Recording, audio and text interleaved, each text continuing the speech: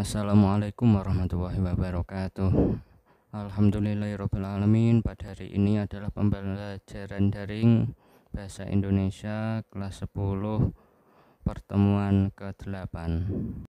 Sebelum pembelajaran dimulai, marilah kita berdoa agar kita semua mendapat ilmu barokah dan manfaat. Pada hari ini kita akan melanjutkan pembelajaran daring Bahasa Indonesia bab 2 tentang teks eksposisi.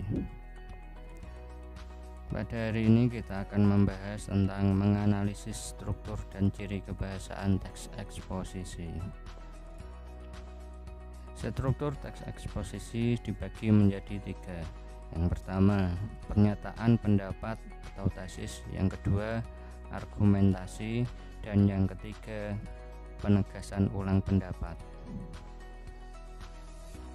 Pernyataan pendapat.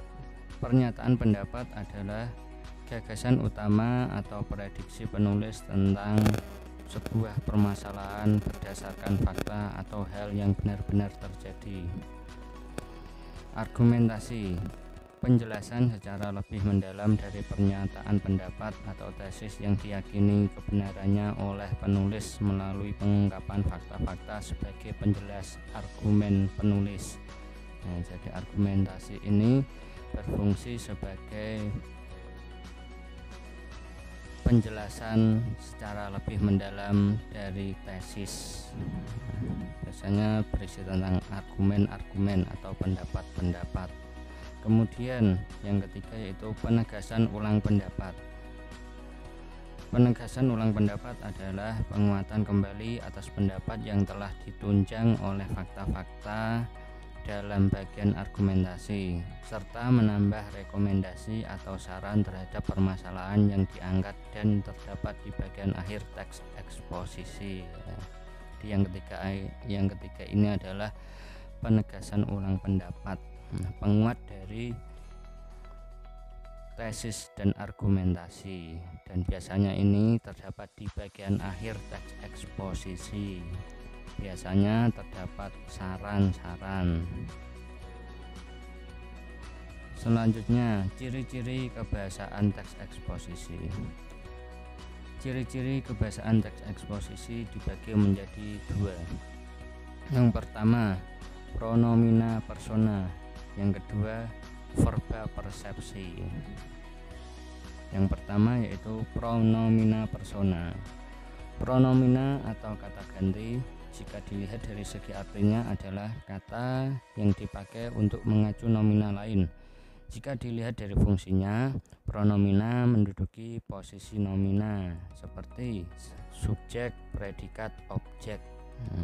Jadi ada 2 pengertian. Yang pertama dilihat dari segi arti, dan yang kedua dilihat sebagai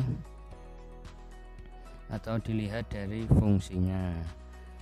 Kemudian di sini dibahas pronomina persona dipakai untuk mengacu pada orang, baik orang pertama, kedua, atau ketiga. Jadi pronomina persona ini adalah kata ganti untuk orang.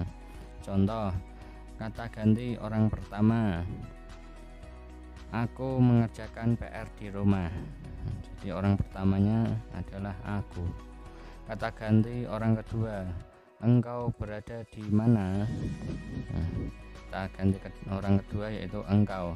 Kemudian kata ganti orang ketiga, ia sedang belajar di sana. Jadi kata ganti yang ketiga atau kata ganti orang ketiga adalah ia. Selanjutnya, verba persepsi.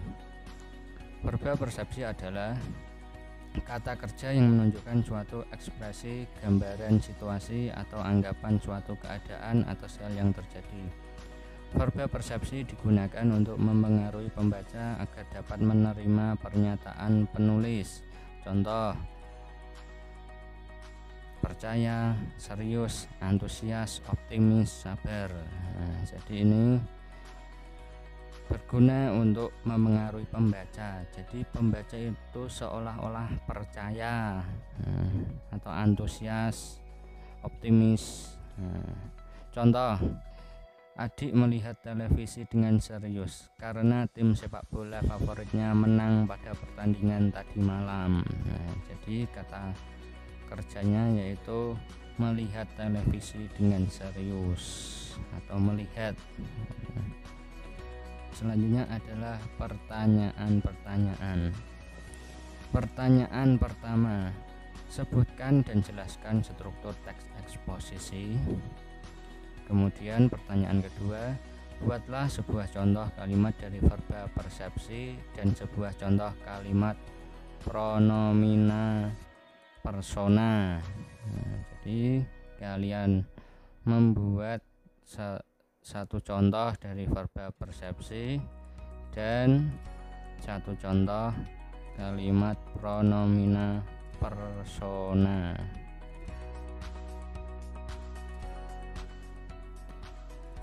Demikian pembelajaran pada hari ini.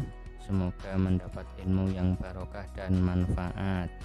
Sebelum pembelajaran diakhiri, marilah kita membaca hamdalah bersama-sama. Terima kasih. Selamat bertemu di pembelajaran selanjutnya. Wassalamualaikum warahmatullahi wabarakatuh.